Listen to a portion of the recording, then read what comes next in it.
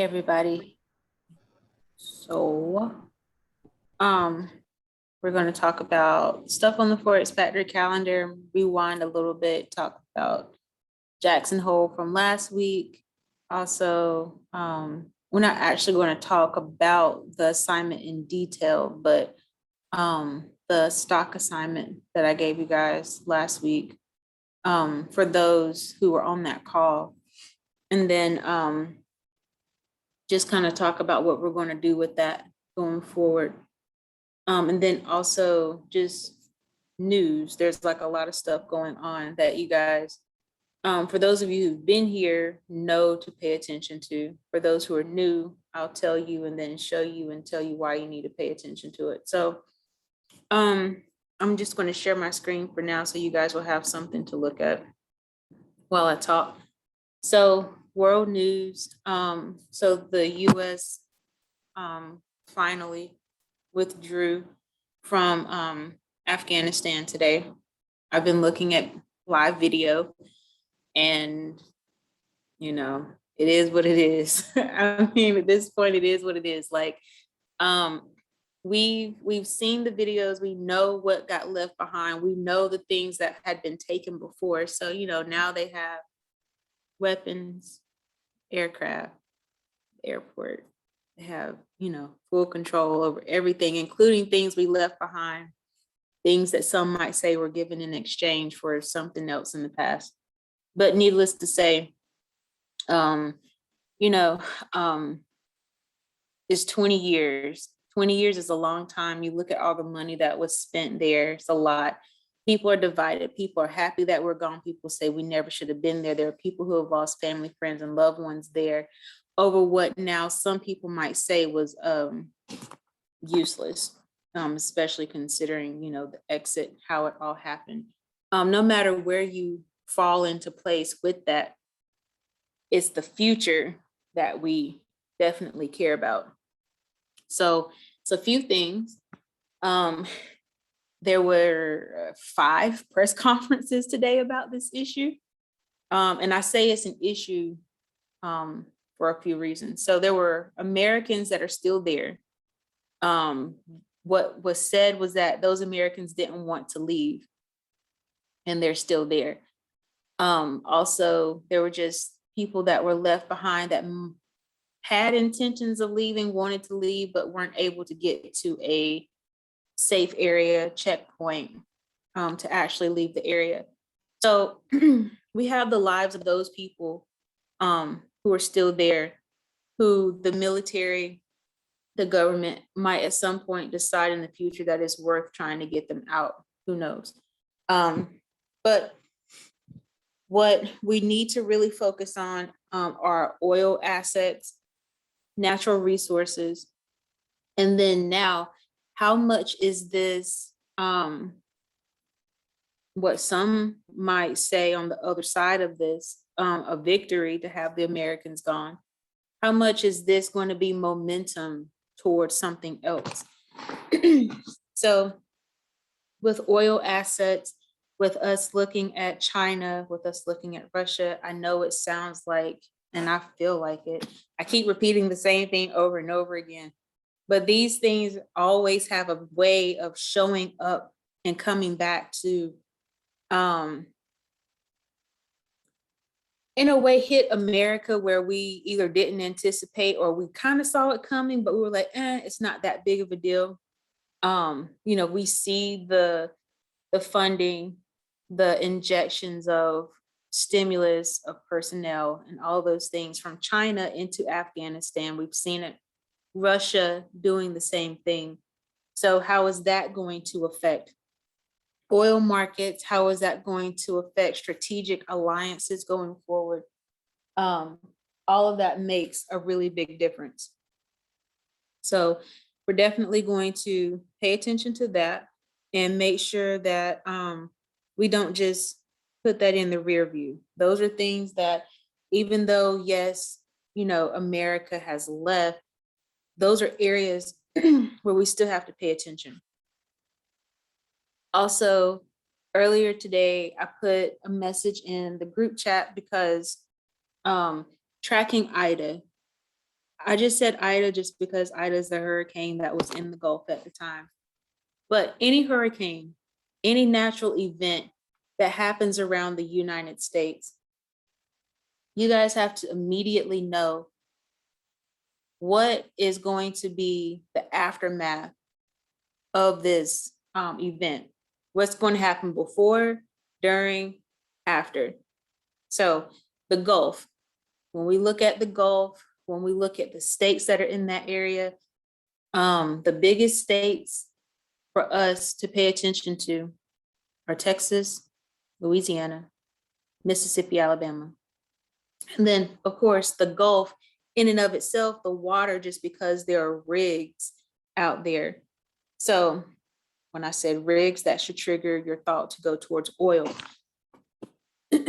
So when we look at how much oil comes out of that area, it's pretty much our oil supply. Especially for those of us who live on the East Coast, that pipeline that comes out of Houston goes straight through Louisiana. 20% of the oil resources, as far as gasoline and fuel derivatives, about 20% of those come out of Louisiana.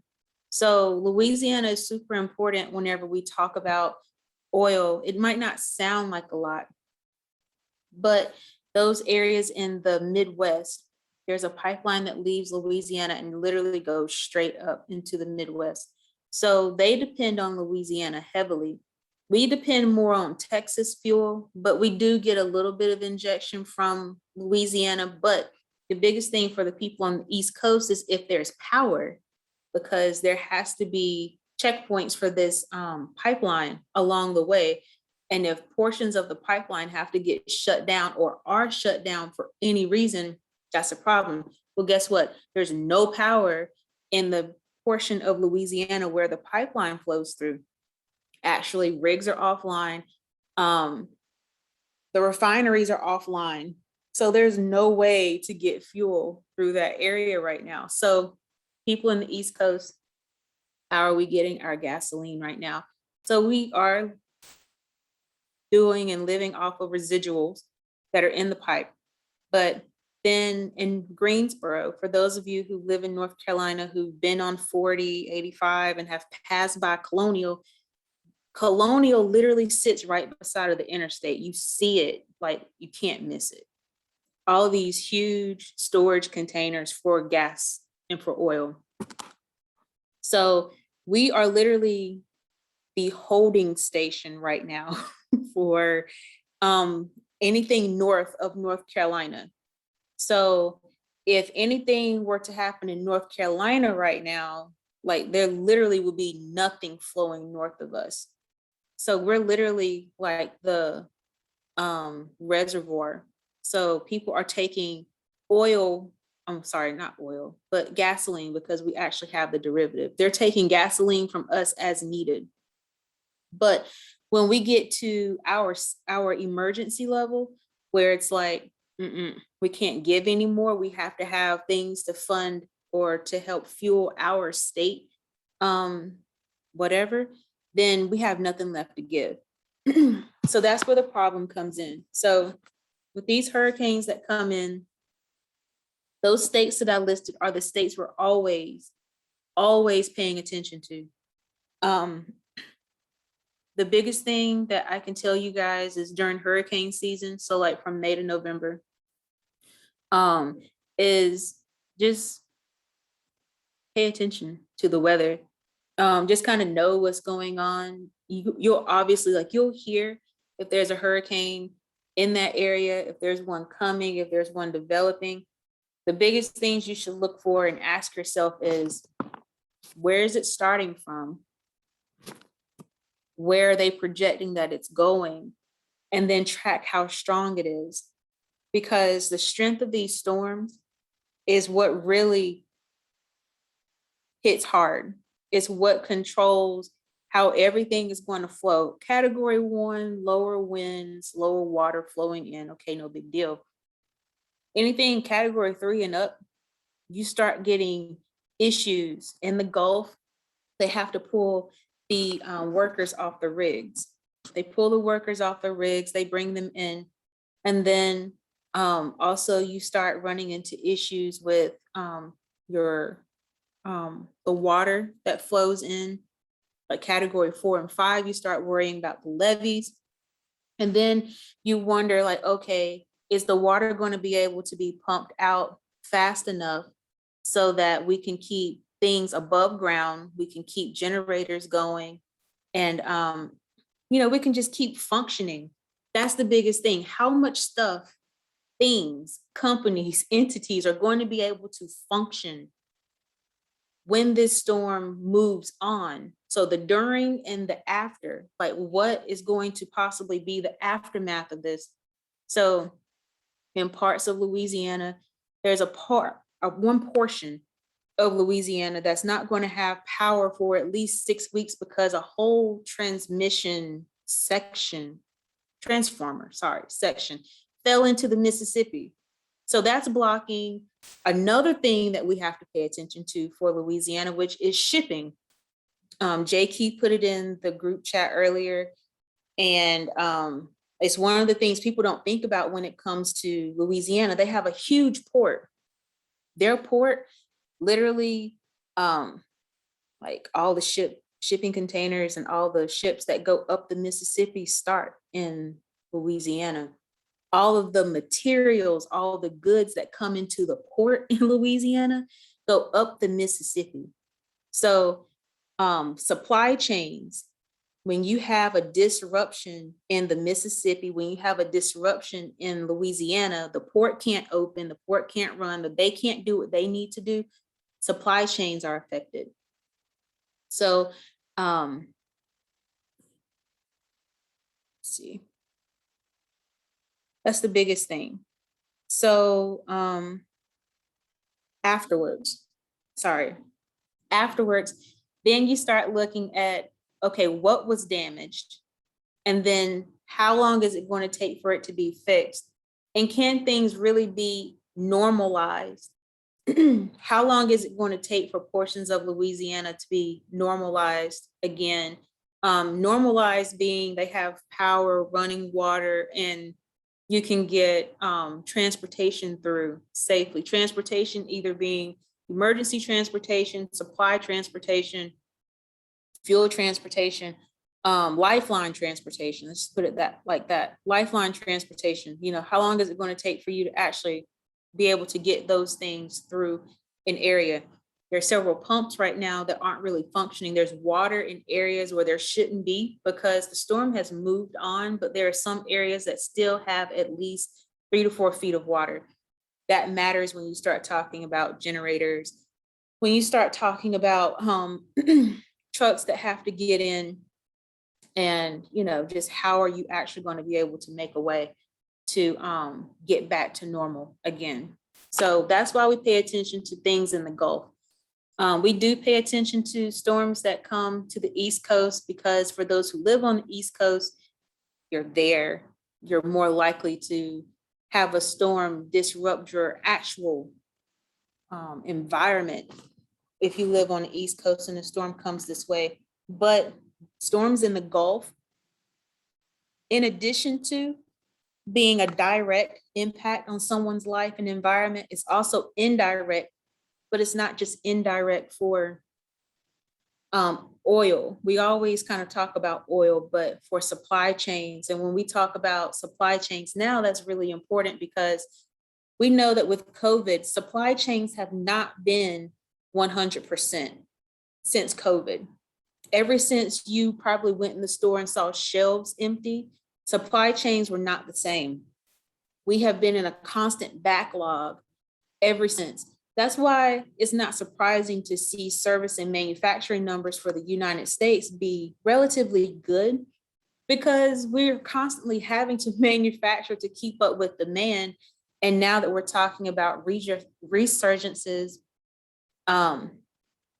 hospital beds filling up again, restaurants are now saying that they're going to potentially close dine-in areas. It's definitely important to monitor supply chains. And that's what we're going to do. It's just a matter of paying attention to the news, and then also paying attention when you go into the store. It's really easy when you go into the store, you're rushing, you're trying to get stuff for dinner, but just take a trip down the paper aisle. The paper aisle is the first aisle where you'll notice an immediate supply chain issue. Everybody has to use paper towels, toilet tissue. For the most part, there are a majority of Americans that use paper plates, plastic utensils, cups, Kleenex. The things you find on that aisle, the majority of people use every day. So if you go down that aisle and you start to see that aisle look a little skimpy, or you're like, okay, it doesn't look like they've restocked in, a couple of days. Like, what's going on? Like that, what's going on should like trigger you to think like, okay, there's a supply chain issue. Especially if it's like Tuesday or Wednesday, which is the typical trucking day for most retail stores. If it's a Tuesday or Wednesday, definitely a Thursday, and shelves don't look somewhat full, that's a problem. And it's a problem because, we're talking about issues with the supply. We don't want to go back to a place where we were last year. And just to kind of stay on the topic of like natural events and stuff, Louisiana has the majority of natural gas, liquid natural gas and stuff. It comes out of Louisiana, the majority of it for the United States, or at least a good portion of it comes out of the United States. When I get to Wednesday, I'll show you the link. We'll talk about how you can actually see this information for yourself. You can go and pull up the maps. You can see where the pipeline starts, where the pipeline ends. You can see all of that stuff and look at the production and everything. Jackson Hole last week, if you were not able to look at any of the clips or if you missed Jerome Powell talking, you can come to the Forex Factory calendar, go to last week, and you can click on any either one of these links for the Jackson Hole Symposium. The one on Thursday, you can click on, or the one for Friday. You click on the one for Friday, actually beside where it says Jerome Powell speaks, it'll actually take you to the Fed's website and you can actually watch his speech and you can just kind of see the stuff that he said. I want to bring up a really important point, something that I've mentioned before, but this kind of goes back to something Marlon asked last week. Marlon asked last week about, he was listening to someone talk about tapering and Jerome Powell and stuff. And so they're always going to be clues. They're always going to tell you what they're going to do. So we did hear the Fed. When I say the Fed in this sense, I'm saying Jerome Powell. We did hear Jerome Powell say last week during Jackson Hole that the US was going to start tapering. And the US, from his perspective, being the Fed is going to stop stimulating the economy in the quantities they are now. They're going to slow it down. So Marlon last week said, the person he was listening to said that, it was a lot of unknowns about it. Well, at Jackson Hole, we got that we're going to have it this year. Jerome Powell was not super specific because when he was talking about it, they literally had took Jackson Hole from being a in-person event to a virtual event because of the Delta variant. So that threw a little bit of uncertainty about where the economy could go into the mix. But if you go and listen to the other Fed presidents talk, you will hear them say that we need to do this as soon as possible. As soon as our next vote, we need to get this done. So that means September. So when you have your Fed chair saying that we need to do this, you had four Fed presidents that said, yes, we need to taper and we need to do it as soon as possible. Their next meeting is going to be like week after next. So I'm expecting it then. I'm expecting it then because you have a group of Fed chairs who have already said publicly that it needs to happen as soon as possible. And how are we going to know who voted for what? The really cool thing is, like, whenever the Fed has a meeting, you can actually see who said what, who voted for what. So we will see if there was a split decision in when they should start tapering. Because that's something they're going to have to vote on. And we're going to see the results of that. None of these Fed presidents want to lose their position. Jerome Powell doesn't want to lose his chair seat. So at this point in time, you have to, yes, be cautious, but also do what's right for the economy at the same time, because you don't want to do something just because you're trying to keep a seat. It's happened before. It works for a little while, and then it just goes off the deep end because the policy just never was going to work in the first place. So that's what I'm expecting. I'm not, however, expecting an interest rate change. So the hawkishness, meaning the pullback, the tightening of the stimulus, the tightening of, the giving out of money. We're not going to give out as much money. We're not going to spend as much overnight. That tightening of that whole, let's see, the whole tightening of the economy. I'll put it like that. All of that comes at an expense. All of that happens in a way that economists, and you'll hear Jerome Powell say, it's called hawkishness. Hawkishness is cool. That's when they tighten and pull back spending. That's when they also go up on interest rates. That comes at a cost because we're already at a really high rate of inflation. That causes more inflation. And the rationale for doing this right now is that we can push the limit to the upper fours, lower fives, which was the 2023 inflation goal. Like, kind of push the gas a little bit harder than we really need to in order to get the pullback in inflation to come down a little bit faster. So it's like, there's not even really a good analogy for it in the economy. You just have to overstimulate, overheat the economy a little more than what you would have wanted to get to your overall goal. It's going to happen faster. It's going to happen a lot faster than if we do it the slow way. We've done it the slow way over the last 40 to 50 years. It's never worked. It's put us in consistent market cycles, and it's also put us in a position to stagnate growth. You see where we are when it comes to money, payments, all that kind of stuff. So somebody has to be the one to break the mold. Hopefully Jerome Powell will have the balls to do it, because at this point in time, the dollar can't really suffer any more than it already has. So I'm going to transition into the Forex Factory calendar. I'm going to go through Monday to Wednesday in a little bit of detail, and then just kind of skim Thursday and Friday, because I'll cover that on Wednesday. So pending home sales. Pending home sales is one of those numbers we're looking at now to look at housing prices, inflation in the housing market.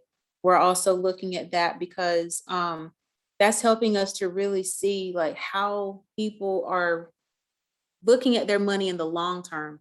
Buying a house is not a short-term thing. You typically go into it for at least 5 years, and it's costly.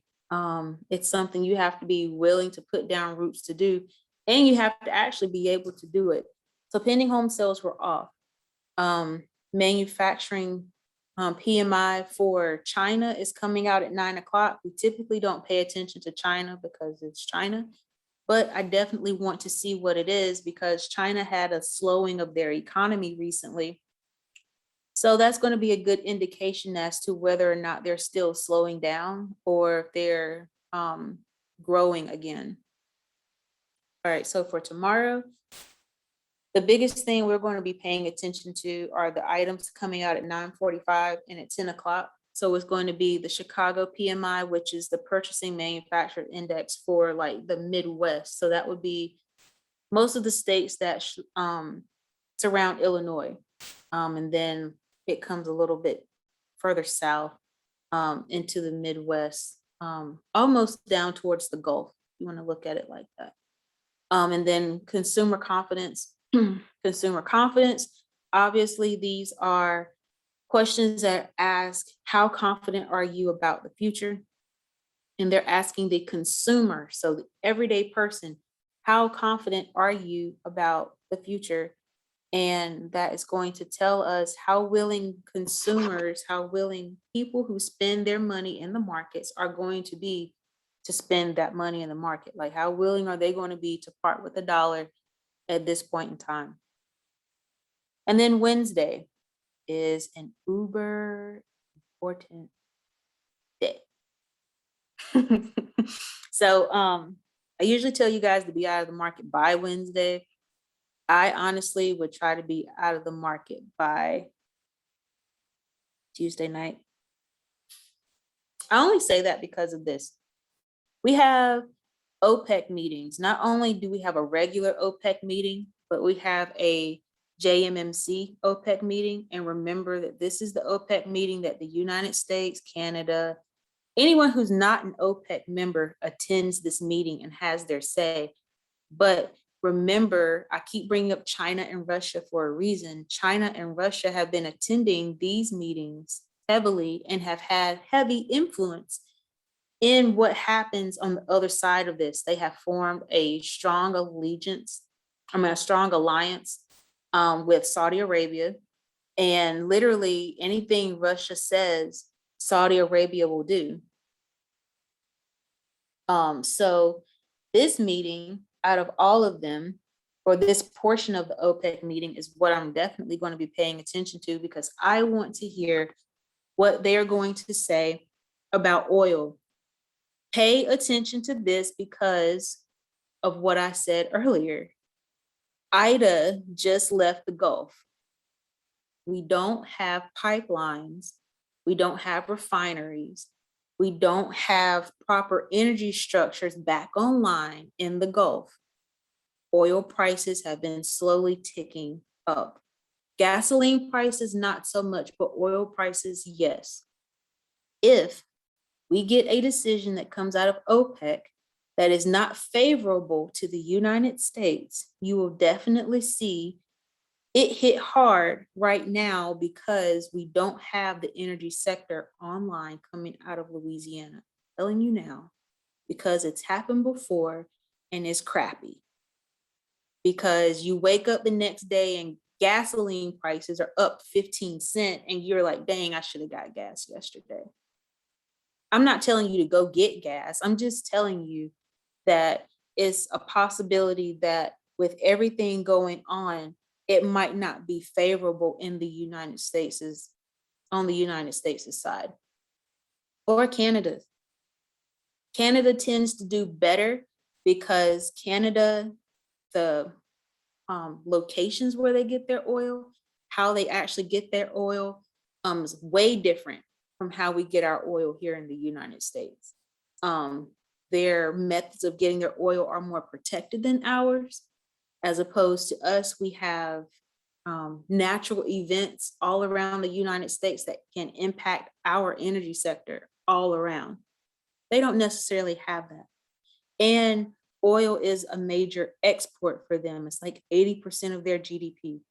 If at some point Canada felt like oil was going to be an issue, they would have switched to lumber. They would have switched to aluminum, steel, maple syrup, sugar.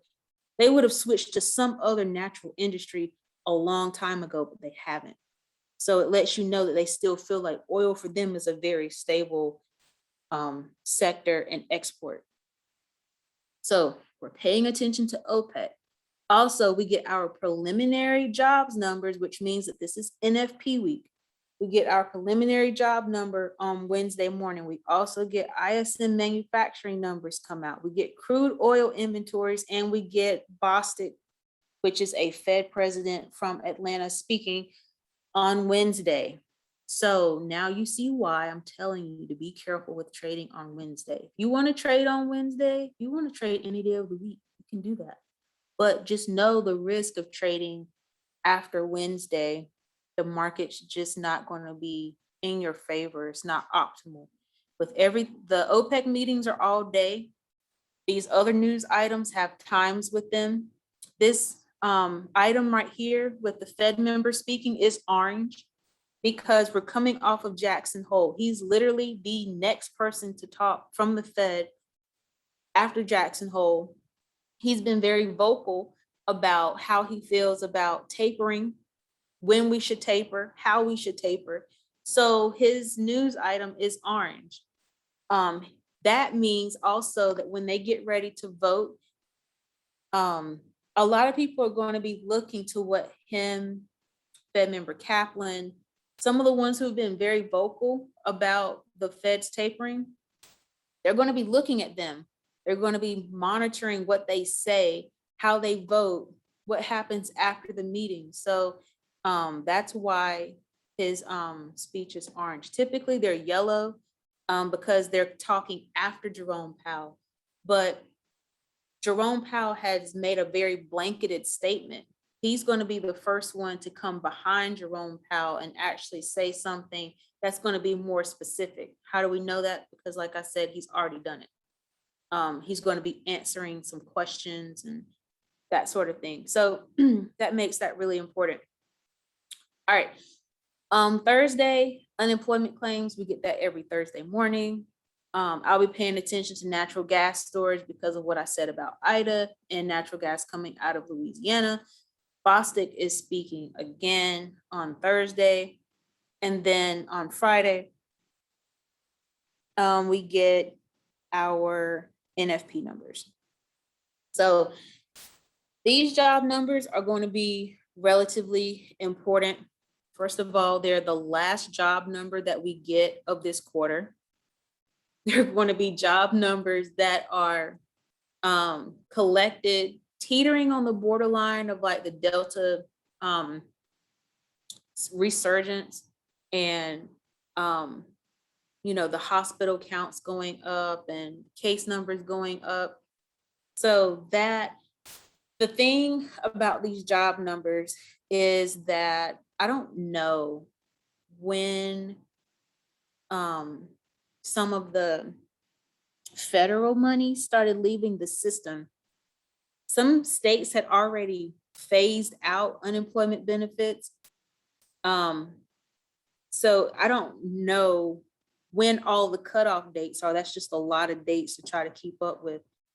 So the cutoff dates for unemployment matter in this situation because if more people are still able to stay on unemployment, they were going to stay on unemployment. So that would make this unemployment rate a little bit higher. But if these numbers don't include tapering, or if the money had already stopped, then we'll see people coming off of unemployment. So just remember, the unemployment rate is not necessarily how many people are out of a job. It's actually the unemployment system itself. That's how you actually measure who's unemployed, is by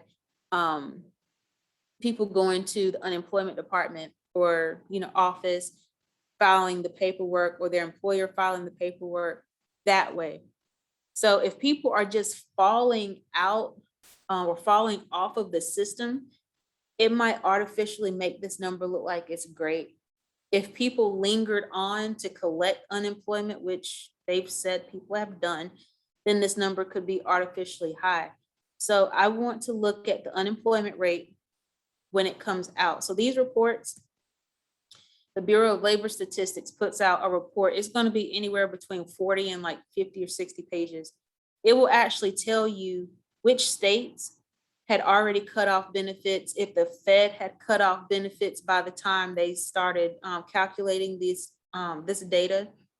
And it would also pretty much tell you everything you need to know about jobs, like ages, male, female, black, white, Asian, high school, bachelor's degree, master's degree, PhD. Like it'll tell you everything, which sectors,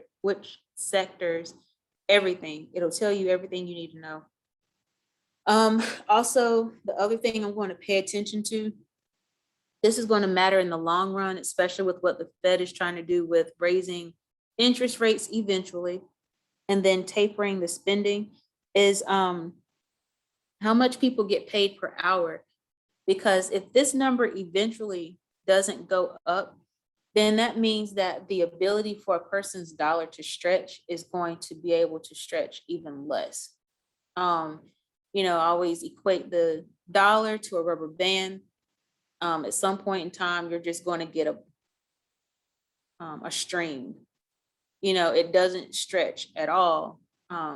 And so this is going to be super, super important. I'm just going to look at it. We'll pay attention to it. We'll monitor it going throughout the rest of the year into next year. Then after that, all that fun news comes out, we'll get services news for the US. We'll talk about it a little bit more on Wednesday. On Wednesday, my goal is to be on the Zoom call after work and to actually be able to go over the last jobs report with you guys so we can actually just see what it looks like. And then you'll kind of have some notes in your head for where to actually go so you don't have to read through the whole report and stuff. And then I saw the message in the chat. Yeah, so we do have more storms heading this way. That's the thing, we're, I guess you could say, in the middle of hurricane season. But yeah, it's the water's warmer. The climate's warmer. To be September in North Carolina and it's like 93 degrees outside, it's hot for September. So we'll definitely keep paying attention to that, where these storms pop up and, how everything is going. So let's see.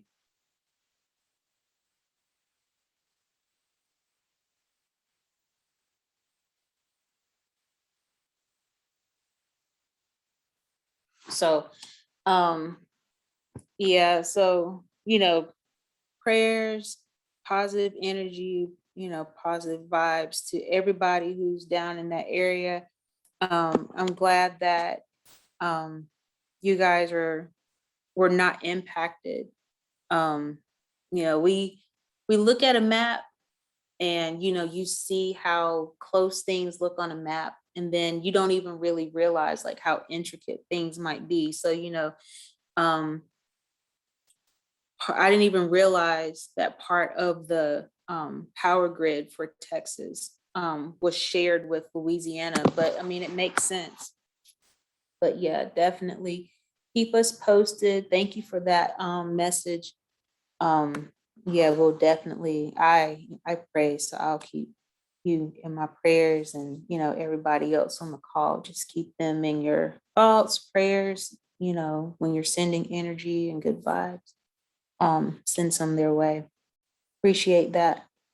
I am going to turn this over to Mr. Levels so that he can get started with the technicals for the week. And then if you guys have anything else that you want to add, say, you put it in the chat, or you can hold it to the end and we'll talk about it when Mr. Levels is. Cool deal, cool deal.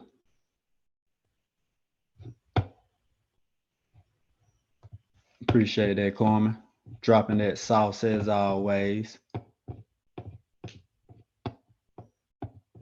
Let me get my charts up so I can jump into technicals. Give me 1 second.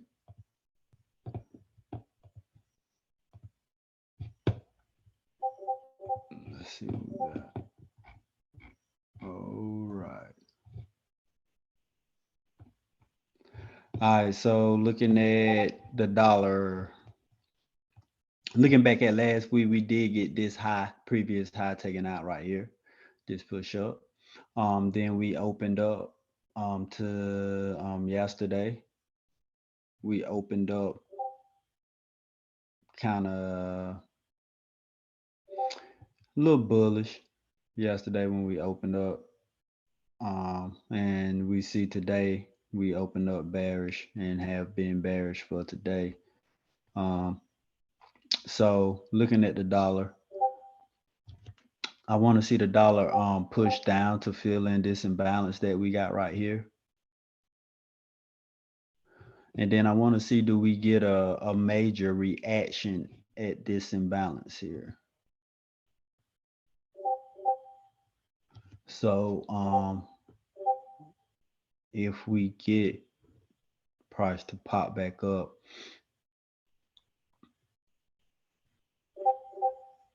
and we hold above this level,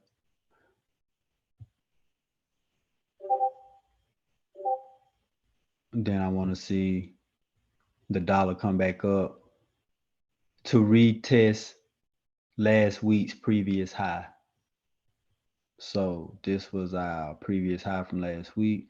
So I want to see price come down into that imbalance and then pop up to retest that high. However, if we break below here, then y'all know how it go. We'll wait for dollar to come back and retest, and then continue to push to the downside. So with that being said, let's look at our currency pairs.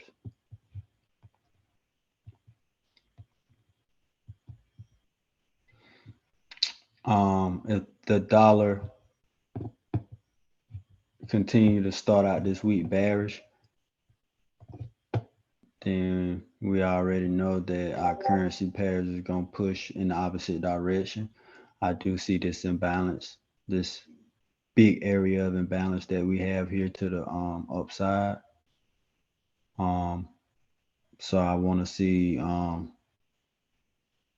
this previous high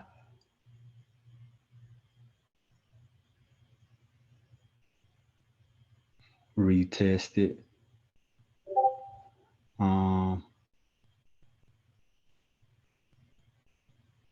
Yeah. Okay. Yeah.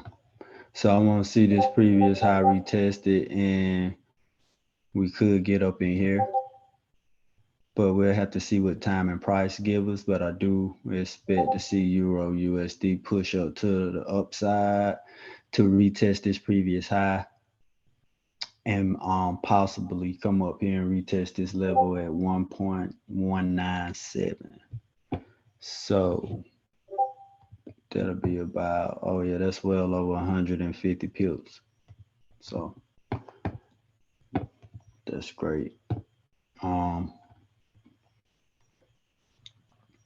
Same thing with GBP USD. I want to see this previous high retested. You see that push up, retest that previous high. Yeah, it's like 120 something pips for GBP USD. We could possibly get up in here in this imbalance. We just have to see what time and price give us. NZD USD. I hadn't charted this one yet. Let me go ahead and do that now.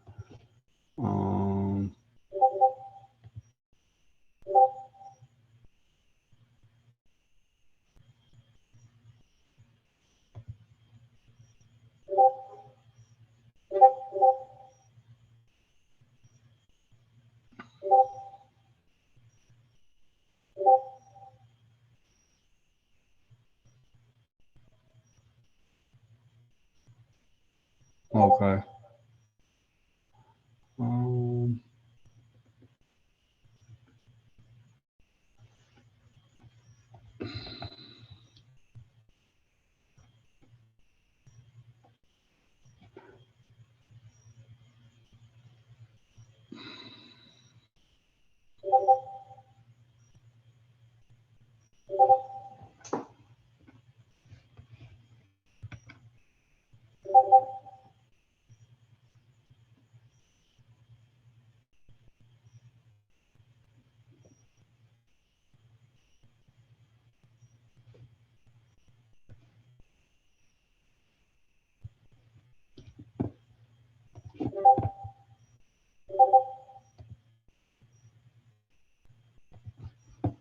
70 pips.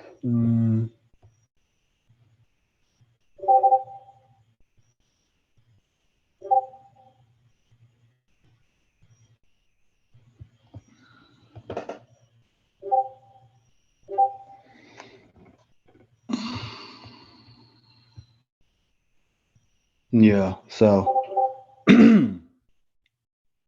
CNZD push up, retest this previous high right here, and we could possibly retest this level here at 0.7. But we have to see what time and price give us.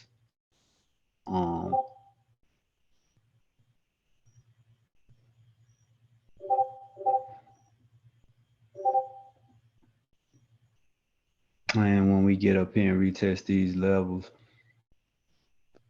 if we don't break above these levels when they're retested, then we got these areas of imbalance to the downside that, of course, we will look for price to retrace to.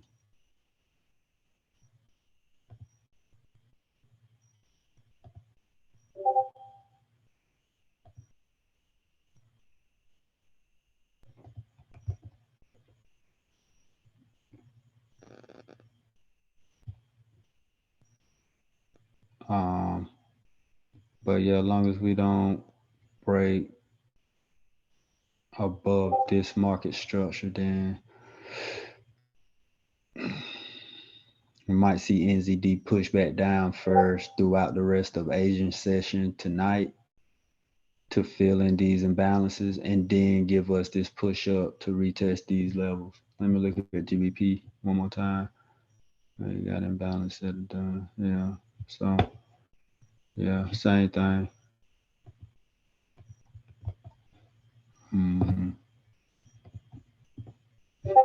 Euro USD, same thing. So just keep that in mind. Other areas of imbalance. So instead of popping straight up like that, we might see it pull down throughout the rest of Asian markets tonight and then give us that pop up. So we just have to see. Looking at silver.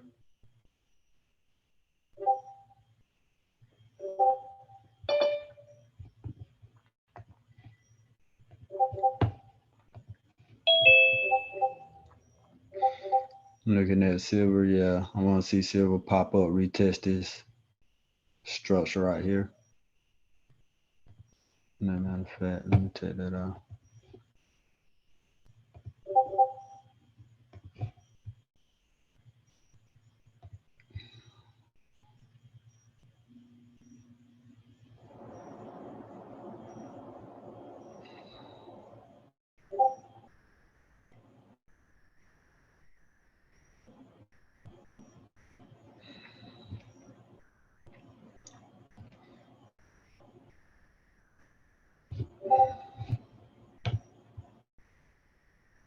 Mm-hmm.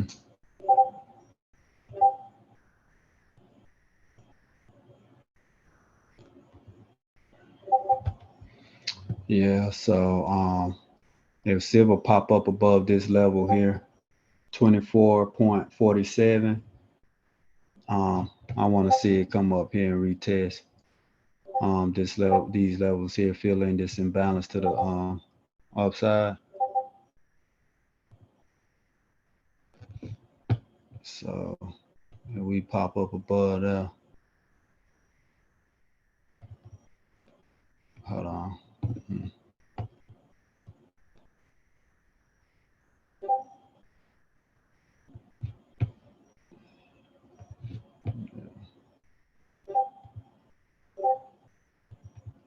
Yeah, come up in now. So yeah. But if we can't pop this level here, if we can't break 24.47, then y'all know we're gonna look to come back down and retest this previous low at 22.9, 22.09. Right.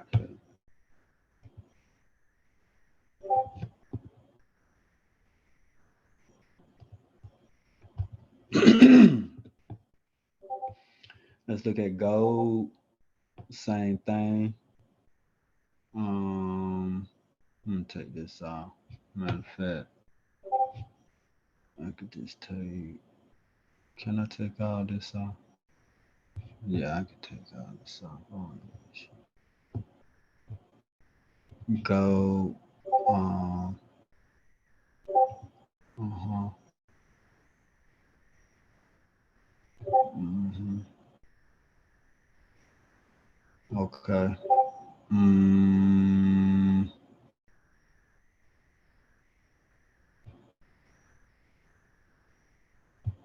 mhm.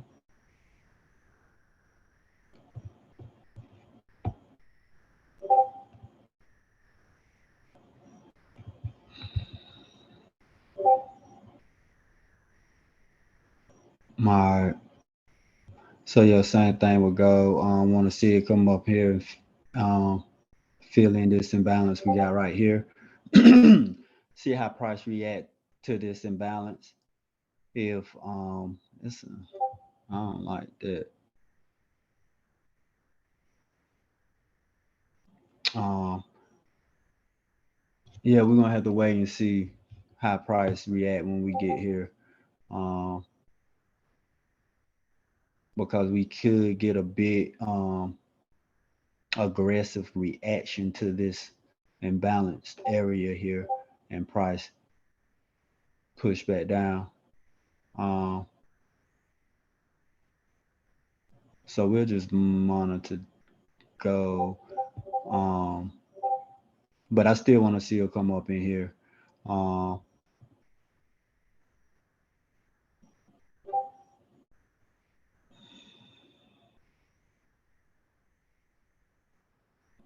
and then we got to see if the dollar do come down in here. We got to see what the dollar do at this level. So we can't really see. Gotta wait, see. Yeah, same level here on gold. So depending on what the dollar does when it hits that level, we'll see what gold does. Mm, yeah, looking at U30, I want to see U30 come on down and fill in this imbalance and retest this level here.